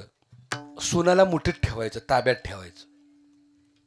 नवीन लग्न झालं, सुनाला ताब्यात ठेवायचे म्हटलं की नाही की सासू काय करायची माहितीये का? डोक ठेवूनच असायची. सून बिचारी खोलीत झोपायला जायची. ह्या सासूला झोप नाही, म्हातारीला या. रात्री 3 वाजताच उठायची म्हातारी सासू आणि जात्याजवळ ती टोपल्या ठेवायची, बुट्ट्या. तुम्ही काय म्हणता? धान्य धान्य ठेवतात त्याला काय म्हणता? हा, टोपलीच का? नक्की का? बघा नाही तर कीर्तन झाले विचाराल. हो, आम्ही बुट्ट्या म्हणतो त्याला, बुट्ट्या. तुम्ही टोपल्या म्हणता? असू दे, कीर्तन कळलं तर हो म्हणा, नाहीतर सगळं उलटं व्हायचं. कारण मी आलोय 600 किलोमीटर लांब. हो, 10 किलोमीटरला भाषा बदलती, प्रांत बदलतात, नाही का? परंपरा बदलतात, रूढी बदलतात.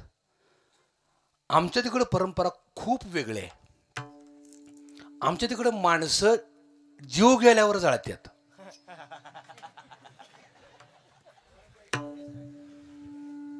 इकडं कशी जाळतात? जीव गेल्यावरच ना. हा, मग बरोबर आहे. काय परंपरा आपली एकच आहे, हरकत नाही. ती सासू काय करायची माहिती आहे का? 7-8 टोपल्या त्या धान्याच्या तशाच त्या जात्याजवळ नेऊन ठेवायची 3 वाजताच. आणि सुनेच्या खोलीत जायची. ती बिचारी दिवसभर काम करून सून झोपलेली असायची. जाणार पेकटात लात घालून, रांडण हे शिकवलं का तुला? 3 वाजताच म्हातारं लात घालून उठवायची. ती बिचारी उठायची, चालते दळून घे. हो, 3 वाजता ती सकाळी जात्यावर बसायची. बरं, तिचं जे जात 3ला सुरू व्हायचं. हो, पहिली बुट्टी, पहिलं टोपलं संपलं की ही सासू मागायच, हे घे दुसरी. ती बिचारी दळून दळून दळून मेटा कुठं यायची, कंबरट घायला यायचं. लक्षात आलं का? दुसरी बुट्टी संपली, हे घे तिसरी. हिला झोपच नाही तर मागच उभी आहे. या सासूमुळं जातच थांबना.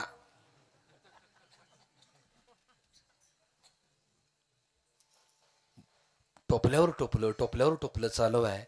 तसं या जात्याची एक सासू आहे. तुम्ही आम्ही सूनच आहोत. बायका म्हणजे सून नाही, पुरुष सुद्धा सून आहे. या ठिकाणी जाच भोगतोय. आणि ती सासू कोण आहे? जिच्यामुळं जात फिरतय ना, ती सासू वेगळी. आणि जन्म मरणाचं जात जिच्यामुळं फिरतय ती सासू नाथाने आपल्या हरिपाठात सांगितलेलं आहे. जन्म घेणे लागे वासनेच्या संगे, जन्म घेणे लागे वासनेच्या संगे, जन्म घेणे लागे वासनेच्या संगे, जन्म घेणे लागे वासनेच्या संगे. ऐसे झाले अंगे हरी रूप, हरी रूप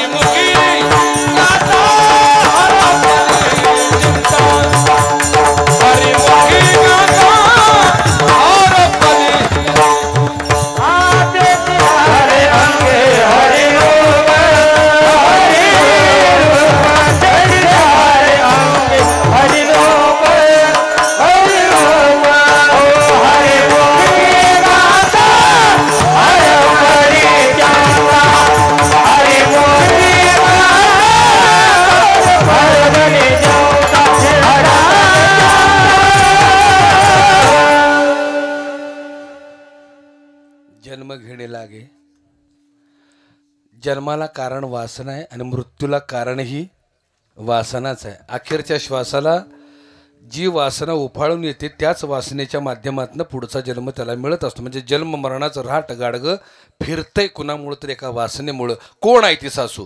बोला आता माऊल्यांनो, कोण आहे सासू ती जिच्यामुळं जन्म मरणाचं जात फिरतंय? ते कोण आहे? वासना. कायम तुझं असं बघा, असावं असावं असावं असावं, खावं प्यावं ल्यावं नेसावं, एवढंच आपल्याबरोबर. मेल्यावर लोकांची धन होणार. कायम असावं बघा, सकाळी उठल्यापासून असावं, रात्री झोपेपर्यंत प्रत्येकाचं जात फिरते का नाही? थांबले का दळण? सकाळी उठल्यापासून रात्री झोपेपर्यंत दळते, पण जात काय थांबे ना. मग ह्याला पर्याय आहे का नाही? काय जन्म मरणाचं जातं कोणामुळे फिरते? आता परत सांगा. वासनेमुळं. बरोबर आहे. मग आता काय पर्याय आहे का नाही? जन्म मरणाचं जातं थांबवायचं आहे, मग काय करायला पाहिजे? पर्याय संतांनी सांगितलाय. संत चरण रज लागता सहज, संत चरण रज थोडस लागता सहज, हा वासनेचे बीज जळून जाय, वासनेचे बीज जळून जाय. जरा बेस कमी करा बाबा. संत चरण लागता सहज,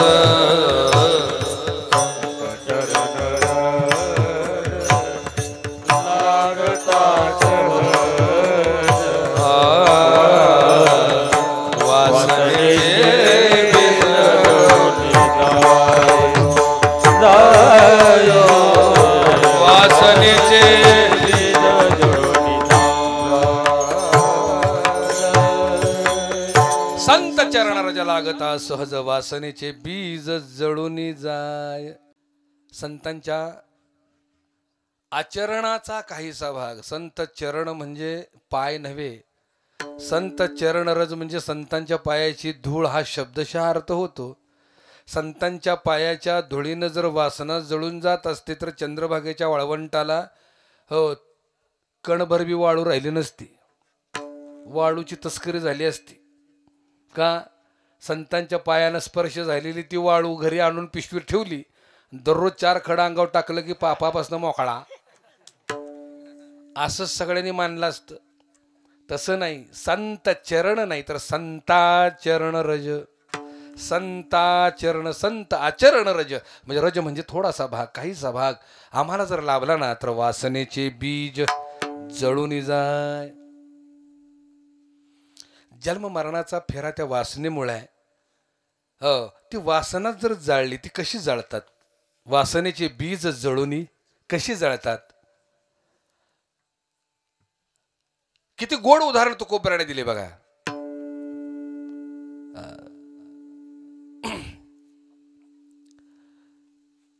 बीज भाजून केलेला ही आम्हा जन्म मरण नाही. एका शेतकऱ्याने ठरवलं, या वेळेला म्हणले 2 टन हरभऱ्याचं पीक घेणार. किती टन? 2 टन हरभऱ्याचं पीक घेणार म्हणते. वाशिमच्या बाजारात गेला, 2 पायल्या हरभऱ्याचं बी आणलं.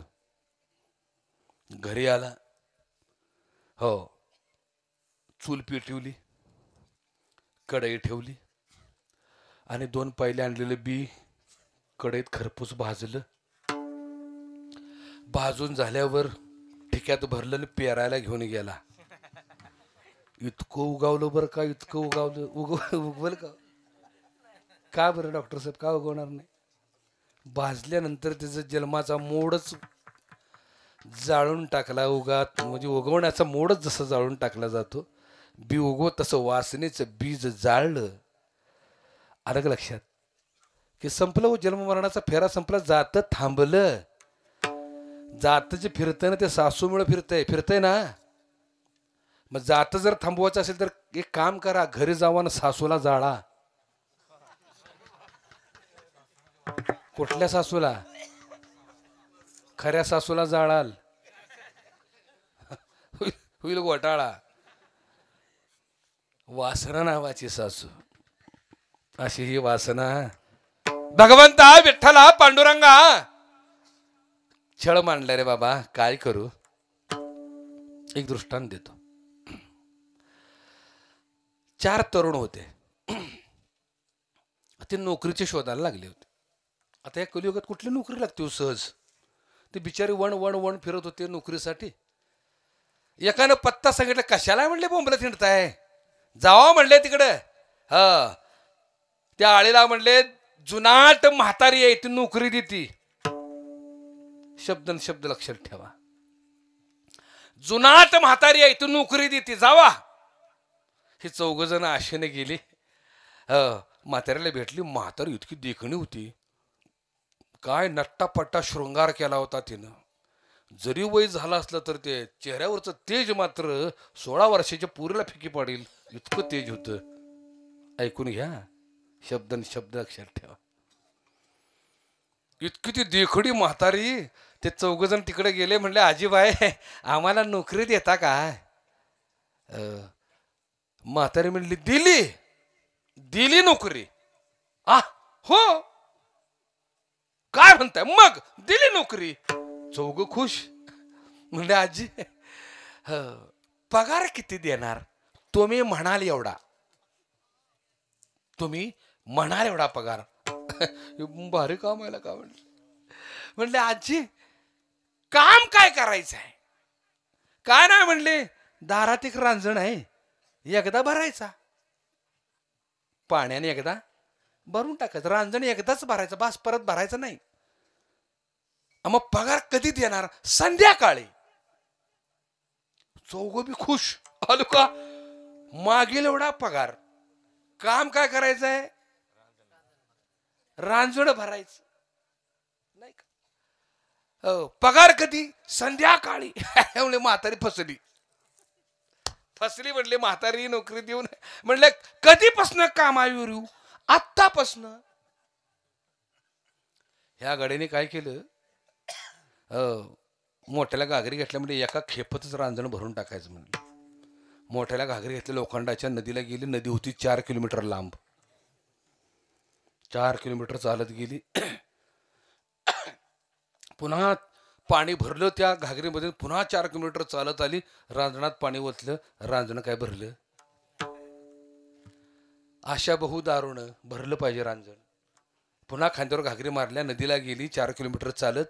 पुन्हा ते पाणी भरलं, खांद्यावर घेतलं. पुन्हा आलीत. दुपारचं ऊन, मी म्हणत होतो पाय भाजवत होते, घाम दरदुरून आला होता, जीव मेटा कुठे आला होता. तरी आशा बहु दारुण भरलं रांजण. रांजणात पाणी ओतलं. रांजण काय भरलं? आलं का? म्हणले आता रांजण भरलंच पाहिजे. 3 सांज झाली तरी बी ही गेली, जीव मेट्याकोटीला आला, चालता ये ना कसं बस. पाणी भरलं, खांद्यावर घेतलं. पुन्हा 4 किलोमीटर चालत चालत आली. रात्री 9 वाजल्या. जीव मेटाकोटीला आला. म्हणले आता काय करायचं? चला म्हणले भरूया रांजण. पाणी ओतलं. 4घांनी 4 घागरी ओतल्या. रांजण काय भरलं? 4 एकत्र गोळा झालेल्या का? म्हणले रांजण भरलं नाही, पण आता खायचं काय? जावा म्हणले पगार मागूया. हे 4 जण गेली म्हातारीकडे. म्हातारी बसली होती चौकटीत. त्यातला एक जण गेला म्हातारीकडे. म्हातारीला म्हणाला आजीबाई पगार देता का? म्हातारी म्हणले रांजण भरलं का रे? ते म्हणले नाही भरलं, पण द्या की पगार, आता खाऊ काय? म्हातारी म्हणले एकेकानं तोंड आत करा, पगार देते. आशेने बिचाऱ्यानं तोंड आत केलं. म्हाताऱ्यानं काढून ठेवतं लाकडी फळकूट. जसं ह्यानं तोंड आत केलं तसं नाकावर दणका दिला. गेलं बिचारं पुढं. मागच्यांना वाटलं ह्याला पगार मिळालाय. दुसरा गेला. दुसरे बी थोबाडावर एक, ते बी पुढे गेलं. तिसरा गेला. 4घांच्या थोबाडावर एक एक फळकूट पडलं. असू द्या असू द्या असू द्या, कळलंय त्याला. 4 एकत्र गोळा झाली. चर्चा सुरू झाली. तुला किती पगार मिळाला? तुला किती मिळाला? ही 4घांची गोष्ट नाही, ही तुमची आमची गोष्ट आहे. सकाळपासून संध्याकाळपर्यंत मी रांजण भरतो पण ते भरे ना नाही का. संध्याकाळी सुख मिळेल संध्याकाळी सुख मिळेल या आशेनं आमचं आयुष्य गेलं सर्व सुखाची या तरी बी ते रांजण भरे ना. एवढं सगळं झालं खरं पण रांजण का भरलं नाही होती. एवढ्या घागरे ओतून रांजण भरलं नाही का भरलं नाही. त्या म्हातारीनं रांजणाच्या बुडाला पाईपलाईन केली होती आणि घराच्या मागं माळवण ऊस केला होता. हो अरुणदादा आत्ता कळलं होय. तिनं पाईपलाईन केली होती आणि घराच्या मागं माळवं केलं होतं भाजीपाला केला होता. रांजण भरल का. आता सिद्धांत आहे का त्याचा अध्यात्म आहे का. ती 4 तरुण म्हणजे तुम्ही आम्ही. ते जुनाट म्हातारी म्हणजे माया. जुनाट हा शब्द लक्षात ठेवा. जुनाट म्हणजे किती जुनी आहे ती. किती जुनी आहे. खूप जुनी आहे. जेव्हापासून परब्रह्मतत्व तेव्हापासून ती आहे. हे जुनाट जुनाट आहे म्हातारी आहे पण तारुण्य संपलेलं नाही तिचं. दररोजची चिर तरुण आहे. आणि नुसती नाही भुलवते ती भुलवते. माझ्या सद्गुरू जनार्दन महाराजांचं गोड भारुड आहे. माया गतकाळी ग गतकाळी माया गतकाळी ग गतकाळी माया गतकाळी ग गतकाळी गतकाळी ग गतकाळी माया गतकाळी ग गतकाळी गतकाळी ग गतकाळी माया गतकाळी ग गतकाळी गतकाळी ग गतकाळी गतकाळी ग गतकाळी हो रे गतकाळी आल्या मुच्या घरा तिने मांडीला हा पसारा फुलविले ब्रह्मादी हरिहरा. या गतकाळीने आधी नव्हती बळे आली घरी येऊन मालकीन झाली. तिने शुद्ध कुळे विटाळली. या गतकाळीने माया गतकाळी ग गतकाळी माया गतकाळी ग गतकाळी गतकाळी ग गतकाळी माया गतकाळी ग गतकाळी गतकाळी ग गतकाळी माया गतकाळी ग गतकाळी गतकाळी ग गतकाळी माया गतकाळी ग गतकाळी.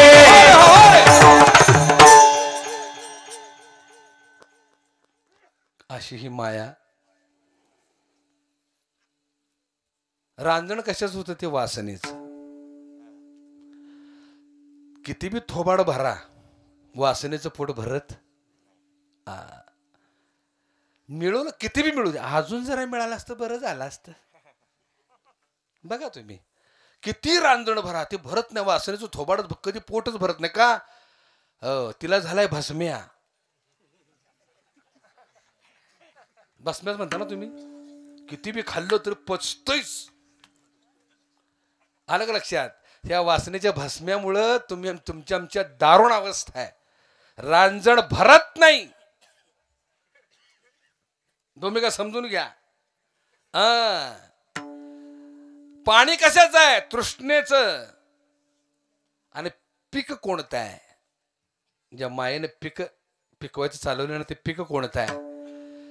ते पीक माझ्या सद्गुरू जनार्दन महाराजांनी माझ्या जन्मदात्यांनी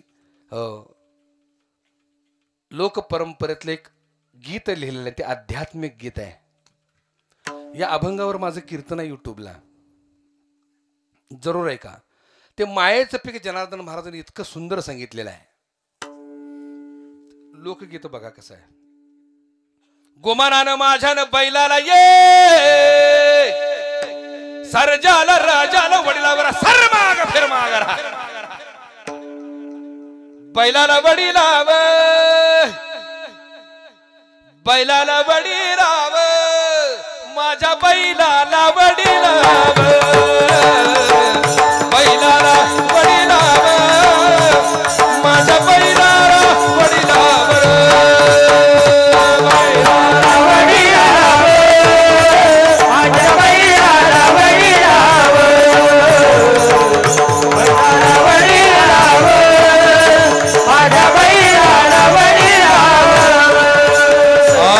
काम क्रोध दोन्ही बैल झोपुनी विषयाचे शिवण खांद्यावर देऊनी विषयाचे शिवण खांद्यावर देऊनी देह क्षेत्र नांगरावा माझ्या बैला बैलाला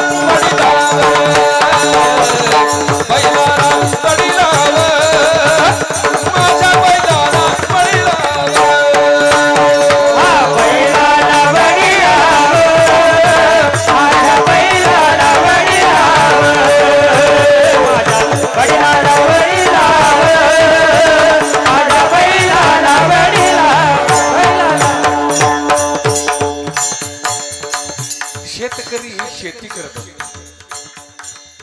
आणि नांगरणीसाठी 2 बैलांची गरज आहे. देहक्षेत्र नांगरण्यासाठी 2 बैलांची गरज आहे. ती 2 बैल कोणकोणते तर काम आणि क्रोध. ह्यांना टाकता येत नाही.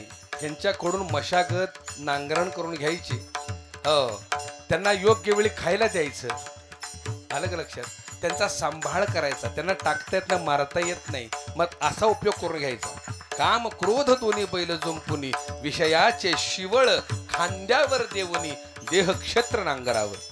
किती खोल अध्यात्म आहे बघा. अशी शेती झाल्यानंतर पीक काढावं, फळ सोडावं, ज्ञान विळ्याने त्याला खोडावं, वैराग्याचं पोत भरावं, माझ्या बैलाला वडिलावं. आणि ते जमलेलं धान्य घेऊन कुठं जावं? खळ्यावरती जावं. ते खळ काय आहे? दया क्षमेचे खळे बनवूनी, दया क्षमेचे खळे बनवूनी, दृढ भक्तीचा खांब रोवूनी, माया पीक तोडावा,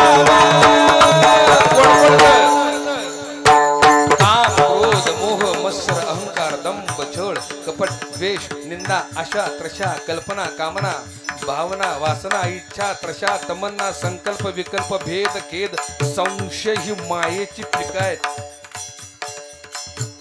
या शेतीमध्ये ती पिकं आम्ही पिकवतोय.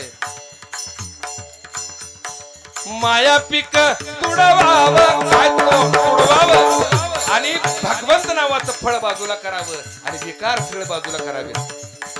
माया पीक तुडावावं, माझ्या बैलाला वडिलावर, बैलाला वडिलावर, माझ्या बैलाला वडिला, फटका मी करू द्या, माझ्या बैलाला वडिलावर, माझ्या बैलाला वडिलावर, माझ्या बैलाला वडिलावर, माझ्या बैलाला वडिलावर.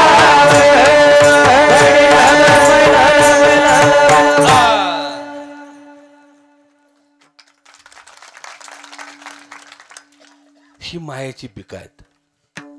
भगवंता, ह्या वासना नावाच्या रांजणाच्या माध्यमातून मायेनं पीक पिकवायला सुरुवात केलेली आहे. ह्यातनं उसंत मिळेना. काय करू देवा? अशी ही सासू कोण? वासना. सासरा कोण? कोण आहे सासरा? रेड्याच्या पोटी जन्माला आलेला, म्हशीच्या पोटी जन्माला आलेला. कोणाच्या पोटी जन्माला आलेला? म्हशीच्या. त्याला काय म्हणतात? महिषा म्हणतात. काय म्हणतात त्याला? म्हशीच्या पोटीला जन्माला तर महिषा म्हणतात. तसा तो मोह आहे. नाथाने त्या मोहाचं वर्णन इतकं गोड केलं तर रेडा म्हणून संबोधलाय. अनादि निर्गुण प्रगटली भवानी. पुढे काय म्हटले? मोह महिषासुर. महिषासुर म्हणजे म्हशीच्या पोटचा असुर, रेडा. ज्याला ज्याला मोहानं झपाटलाय ना तो रेडाच आहे. घरात जळता जळना, पण हा सासरा, मोह नावाचा सासरा मामाजी, जिथं धोतर फाटल तिथं गाठ मारते, पण बदलीना झाले. आलं का लक्षात? एवढं मोठं ज्ञानयज्ञ चालू आहे, पारायण चालू आहे, पण 10 रुपयाची वर्गणी दिना.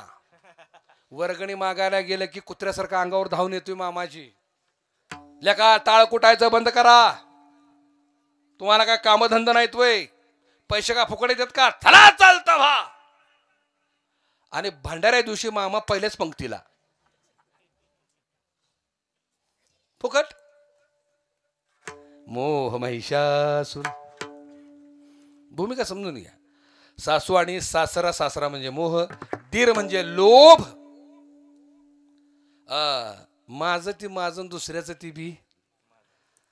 ह्यो दीर माहिती आहे का, बिना कामाचा, कामधंदा नसलेला.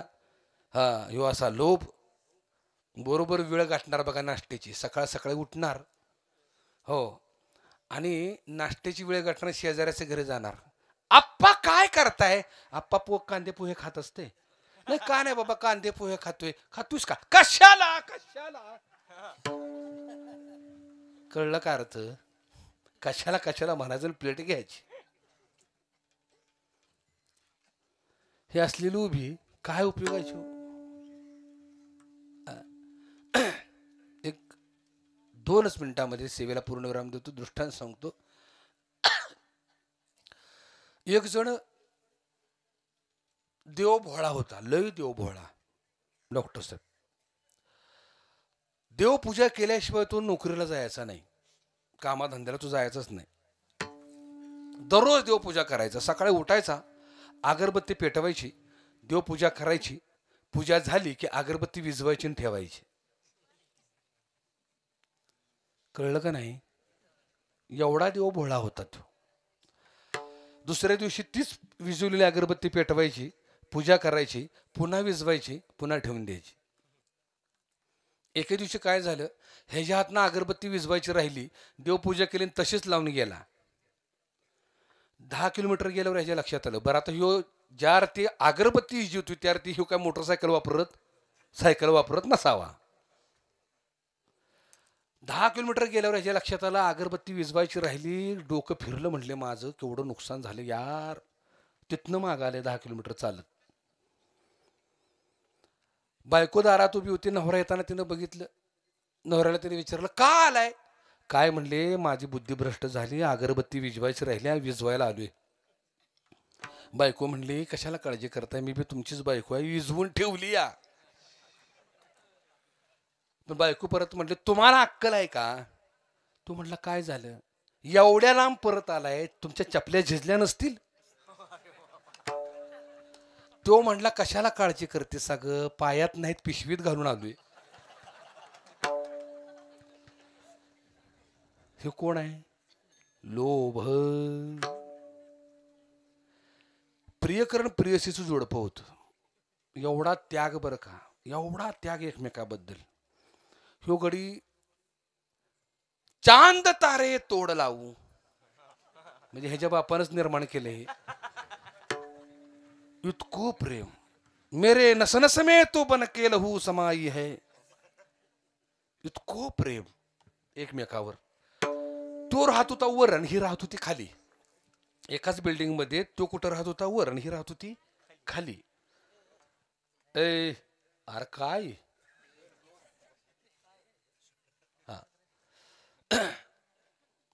लोड शेडिंग असल्यामुळं ह्याने दोघांनी ठरवलं, म्हणले एक काम करूया, म्हणले आपण आज संध्याकाळी लाईट गेली की दोघांनी बाहेर भेटायचं.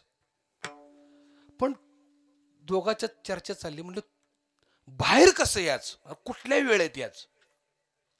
तो म्हणला, काळजी करू नकोस, मी वरनं 50 पैशाचं नाणं टाकतो. खळ वाजलं की तू बाहेर यायचं, मी बी बाहेर येतो. ठरलं. ह्यानं काय केलं, बरोबर लाईट गेली, वरच्या मजल्यावरनं 50 पैशाचं नाणं खालच्या मजल्यावर टाकलं. खळ आवाज आला. तसं येऊ बाहेर गेला अंगणात. आत्ता येईल मग येईल, आत्ता येईल मग येईल, ही आलीच नाही बाहेर. ह्यो वैतागला. रात गेली पण बाहेर आली नाही. झालं म्हणजे जाऊ दे, नाही आली. गेला घरी, झोपला. सकाळी उठला. कॉलेजमध्ये दोघं एकमेकाला भेटले. ह्यो म्हणला, तुला काय अक्कल आहे का? नाणं टाकलं होतं, का आलं नाहीच बाहेर? ते म्हणले होते, आवाज आला रे, पण नाणं हुडकण्यातच अख्खी रात गेली.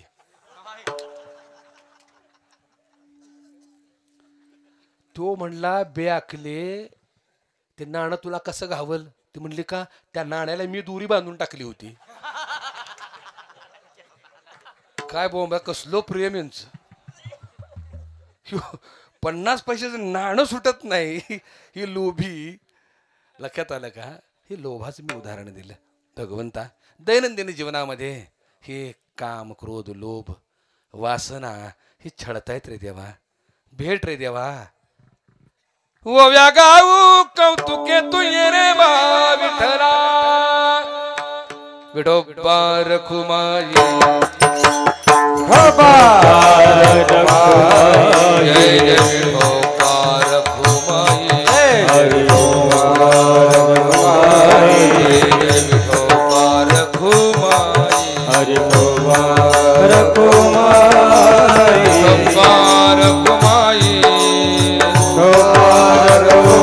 जय जय विठोबा